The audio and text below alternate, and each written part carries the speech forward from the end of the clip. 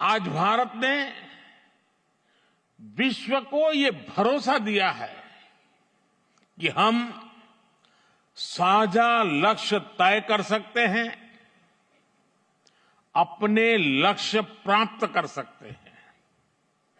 विश्व कल्याण के लिए भारत की प्रतिबद्धता, भारत की निष्ठा, भारत के प्रयास और भारत का परिश्रम आज की दुनिया को ज्यादा सुरक्षित और समृद्ध बना रहा है।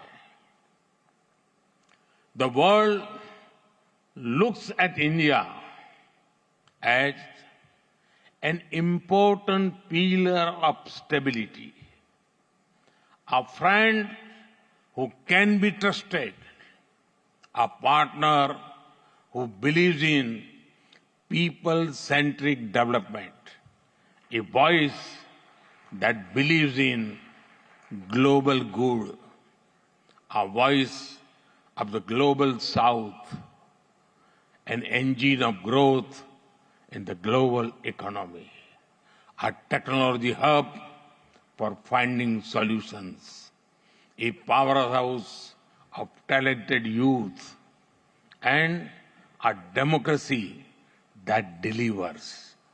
Friends, भारत के 1.4 बिलियन लोगों की प्रायोरिटीज और एस्पिरेशंस, ह्यूमन सेंट्रिक डेवलपमेंट पर उनकी आस्था, इंक्लूसिविटी और इक्वलिटी का हमारा कमिटमेंट, विश्व समृद्धि और विश्व के विकास का बहुत बड़ा आधार है। आज भारत दुनिया की 5th लार्जेस्ट इकोनॉमी है।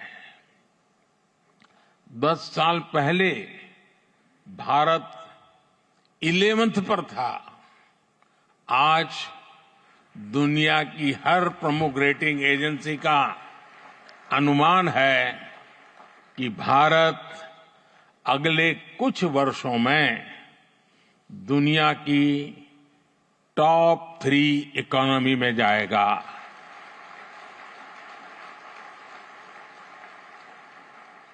दुनिया के लोग जो एनालिसिस करना है करते रहे, मेरी गारंटी है कि हो जाएगा।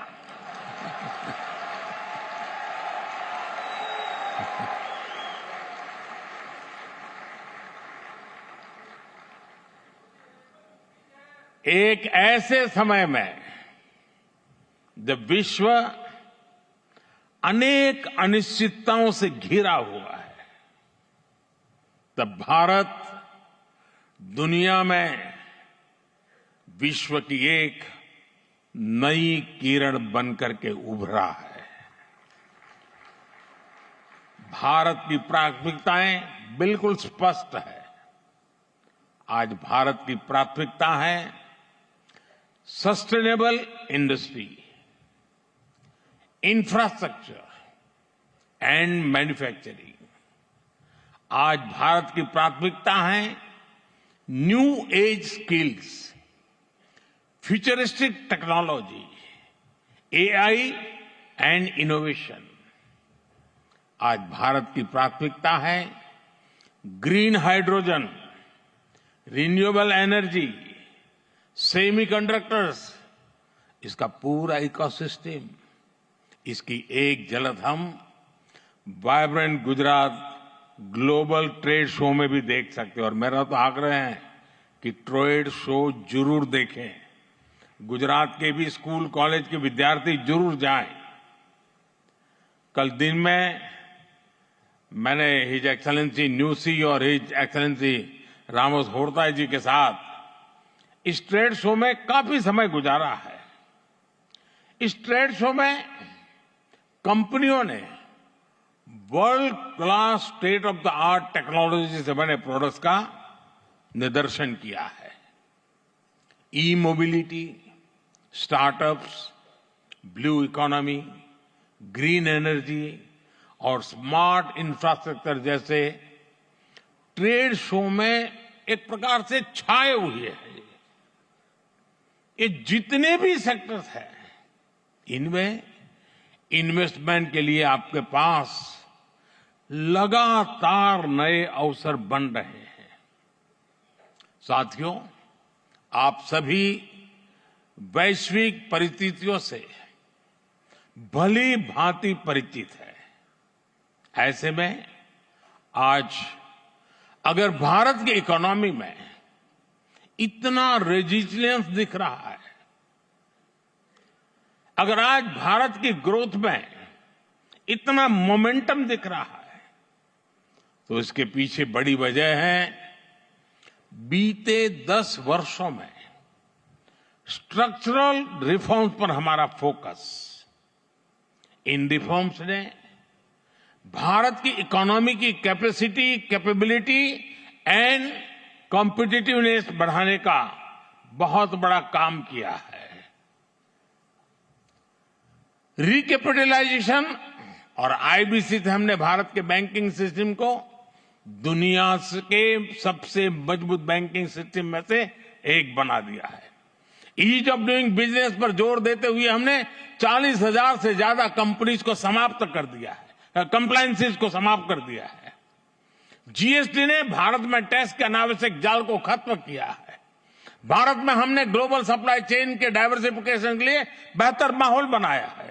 हाल में ही हमने 3 FTA साइन किए ताकि ग्लोबल बिजनेस के लिए भारत और अट्रैक्टिव डेस्टिनेशन बन सके। इनमें से एक FTA तो यूएई के साथ ही हुआ है। हमने अनेक सेक्टर्स को ऑटोमेटिक रूट से FDI के लिए ओपन किया है। आज भारत इंफ्रास्ट्रक्चर पर रिकॉर्ड इन्वेस्ट कर रहा है। पिछले 10 वर्ष में भारत का कैपेक्स 5 गुना अधिक हो चुका है। फ्रेंड्स, भारत आज ग्रीन एनर्जी और अल्टरनेटिव एनर्जी सोर्स को लेकर भी अभूतपूर्व गति से काम कर रहा है।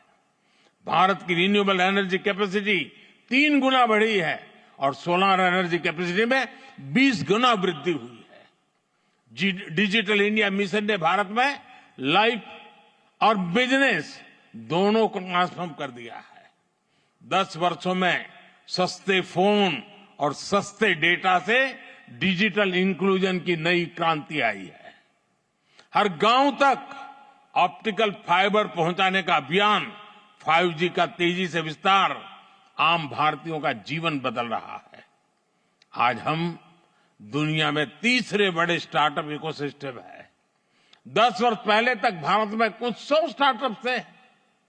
आज भारत में 1,15,000 रजिस्टर्ड स्टार्टअप्स है। भारत के ओवरऑल एक्सपोर्ट में भी रिकॉर्ड बढ़ोतरी हुई है।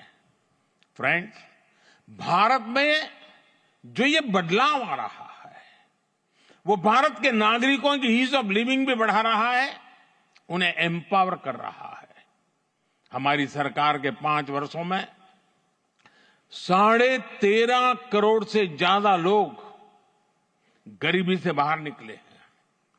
भारत में मिडिल क्लास की एवरेज इनकम लगातार बढ़ रही है। भारत में फीमेल वर्कफोर्स के पार्टिसिपेशन में भी रिकॉर्ड वृद्धि हुई है। भारत के भविष्य के लिए ये बहुत अच्छी संकेत है और इसलिए मैं आप सभी का आह्वान करूंगा कि भारत की इस विकास यात्रा से जुड़िए, हमारे साथ चलिए। साथियों, लॉजिस्टिक्स को लेकर ईज ऑफ ट्रांसपोर्टेशन के लिए भी भारत में आधुनिक पॉलिसीज पर काम हो रहा है। 10 साल पहले भारत में 74 एयरपोर्ट थे। आज भारत में 149 एयरपोर्ट्स हैं। भारत का नेशनल हाईवे नेटवर्क पिछले 10 सालों में करीब करीब 2 गुना हो चुका है। 10 सालों में हमारा मेट्रो ट्रेन नेटवर्क 3 गुना से ज्यादा बढ़ चुका है।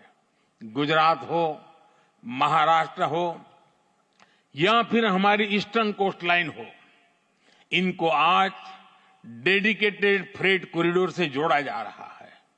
भारत में आज अनेक नेशनल वाटरवेज पर एक साथ काम चल रहा है।